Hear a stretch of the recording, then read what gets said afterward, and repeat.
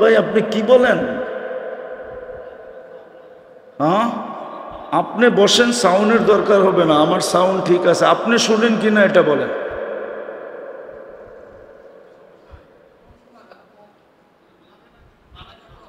আপনি শুনেন কিনা এটা বলেন। ঠিক আছে, না শুনলে বসে থাকেন, নাহলে চলে যান।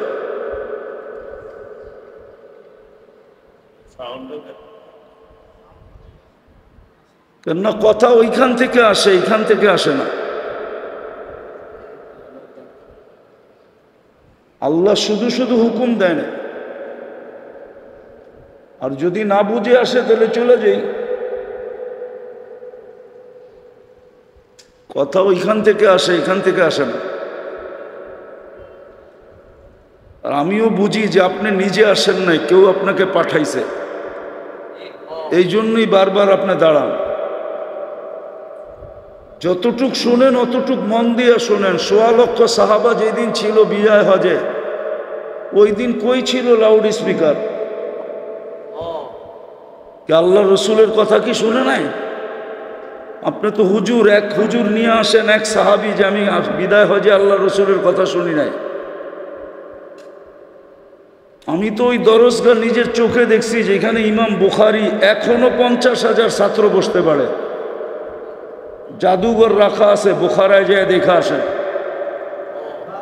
আমাদের হুজুরদের কাছ থেকে তো আমরা শুনছি ৯০,০০০ ছাত্র হইতো ওনার দর্শে। লাউড স্পিকার কোথায় ছিল?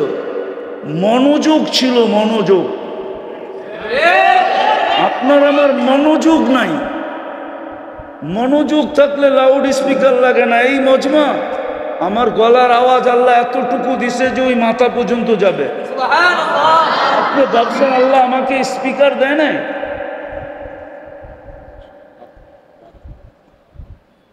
রাগ হেন না, পায়ে হাত রাখে। তো যেটা বুঝাইতেছিলাম, একটা জিনিস বুঝাইতে চাইতেছি, এই জন্য মনোযোগ পরিপূর্ণ চাই। এই জন্যই মনে হয় আল্লাহ আদেশ দিছেন, ফাস্তামিউ ইদা কুরিয়াল কুরআন ফাস্তামিউ।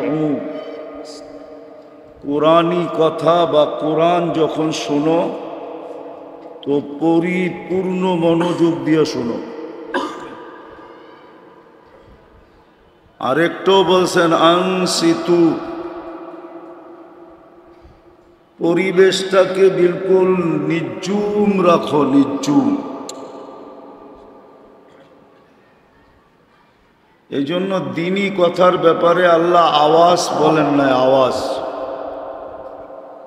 যে আওয়াজ দিয়া বলো, আওয়াজ দিয়া শোনো। বলছে মনোযোগ দিয়া শোনো। কি দিয়া? এদিকে মনোযোগ দেন, এদিকে। কেননা মনও আমাদের বিরুদ্ধে, শয়তানও আমাদের বিরুদ্ধে।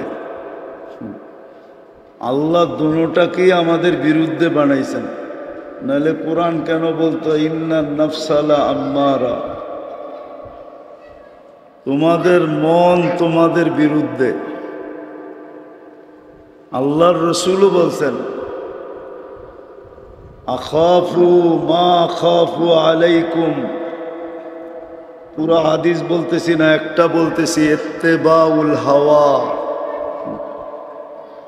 তোমরা মন মতো চলবা একদিন, এটাই আমার ভয়, আর কোনো ভয় নাই। ভয় হইল যে তোমরা মন মতো চলবা। তোমাদের মন মতো চলাটাই আমার ভয়ের কি, আরে বলেন না, কারণ তোমরা মন মতো চলবা। আবার এটার ক্ষতিও বলছে, মন মতো চললে কি ক্ষতি হবে। আজকে আমরা সবাই ক্ষতির শিকার। এক তো শয়তানও আমাদের বিরুদ্ধে, আমাদের মনটাও আমাদের বিরুদ্ধে। সত্য এটাই। আপনি এটা ভাববেন না, আমি এটা ভাবলে ভুল হবে যে মনটা আমার কথা মতো চলবে। মনটা আমার হইলে কি হবে, এটা আমার বিরুদ্ধে। আম্মারা, এই জন্য খুব নিষেধ করছেন। এই জন্য পরিবেশটাও হইতে হবে নীরব। শয়তান চাবে না যে আপনি মনোযোগ দিয়ে শোনেন, পরিবেশ নীরব থাকুক। এই পুরা সাভারবাসী শোনার দরকার নাই, যারা এখানে বসে আছে এরা শুনলেই হবে। এদের জীবন যদি চেঞ্জ হয়ে যায় তো যথেষ্ট। এই জন্য খুব মনোযোগ দিয়া। আমাদের সামনে কিন্তু রাস্তা দুইটা তিনটা নাই, দুটা রাস্তা। কয়টা? তিনটা রাস্তা আমাদের মাঝে নাই, যে তৃতীয় একটা রাস্তা আছে। দুটেই রাস্তা। ওই দুই রাস্তার জন্যই আমাদেরকে সাজানো।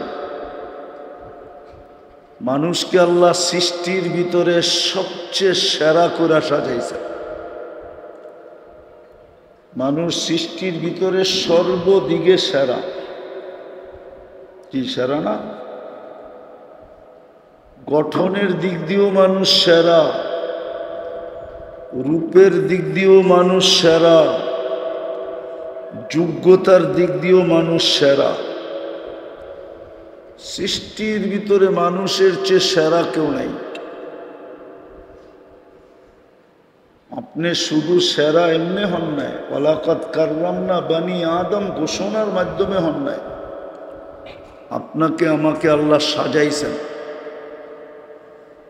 এই সাজানোর কারণ এটাই যে তোমাকে সাজাইছি, এরকম সাজাইছি, আল্লাহ সাজাইছে।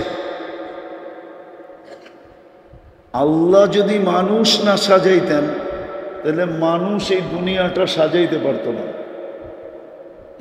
কি পারতো না? কি না? মনে হয় আপনারা আমার সাথে একমত না? একমত?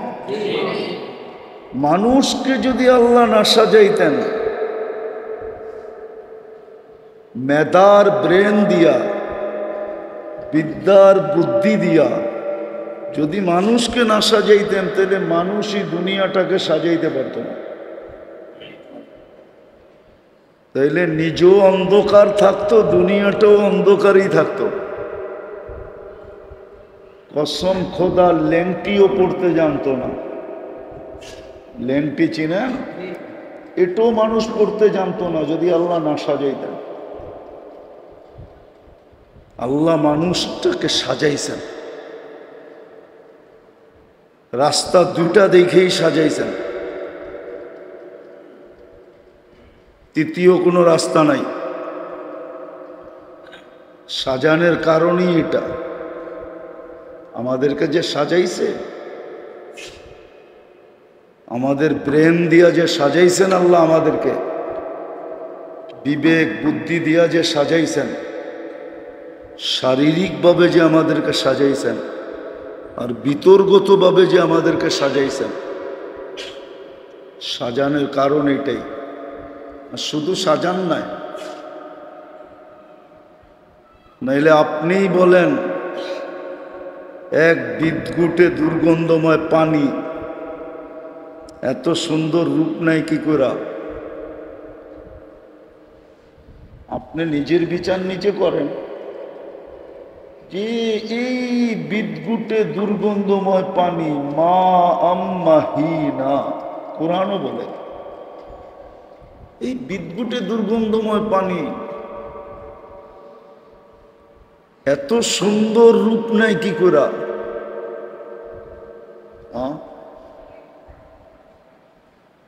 এত সুন্দর রূপ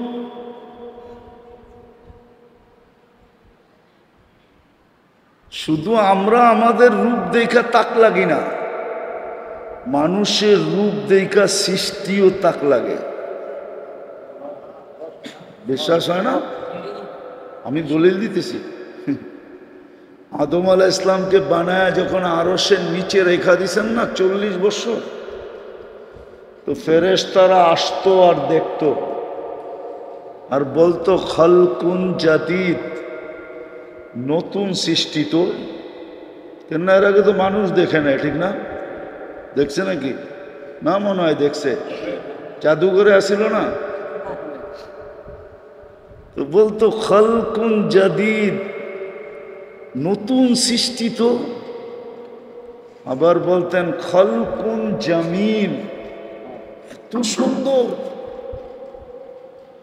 হবে না কেন? আদম আলাইহিস সালামকে কুদরতি হাত দিয়া বানাইছেন, খালাকতুহু বিয়াদিয়া, কুদরতি হাত দিয়া বানাইছেন, সুন্দর হবে না কেন? আমরাও সুন্দর হব না কেন? কেননা আল্লাহর কুদরতি হাতের বানানো, ঠিক না? সব হুকুম দিয়া বানানো, আমরা কুদরতি হাতের সৃষ্টি, আমাদেরকে হুকুম দিয়া বানানো। এই জন্যই তো সব 6 দিনে কমপ্লিট। কয় দিনে? সিত্তা ইয়াম, কোরআন বলে 6 দিনে কমপ্লিট। সপ্তম দিন আল্লাহর যেখানে যাওয়ার ওইখানে চলে গেছেন। কিন্তু আমাদেরকে 10 মাস সময় নিয়ে তৈরি করছেন। কোথায় 6 দিন, কোথায় 10 মাস, ঠিক না? কোন বলতেছিলেন হয়তো ছিল, কিন্তু আমাদেরকে কোন দিয়া তৈরি করেন নাই, কুদরত দিয়া তৈরি করছেন। হ্যাঁ, এই জন্যই তো মানুষ এত সুন্দর, এত সেরা। আল্লাহ আমাদেরকে অস্তিত্ব দিছেন, সাজাইছেন। রাস্তা 2টা বিদায়, শুধু সাজান নাই, আমাদের দায়ে দায়িত্ব নিছেন। এই জন্যই তো আল্লাহ রব। আল্লাহ কি? রব। আমাদেরকে লালন পালন করতেছেন কে? হ্যাঁ, বুঝবেন কিনা জানি না, বইলা দেখি।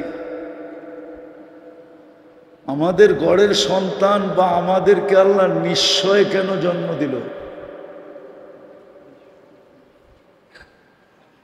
অসহায় কেন জন্ম দিল? বাচ্চাটা যখন আসে তো নিশ্চয় না? না নিশ্চয় না, একেবারে নিশ্চয়, একেবারে অসহায়।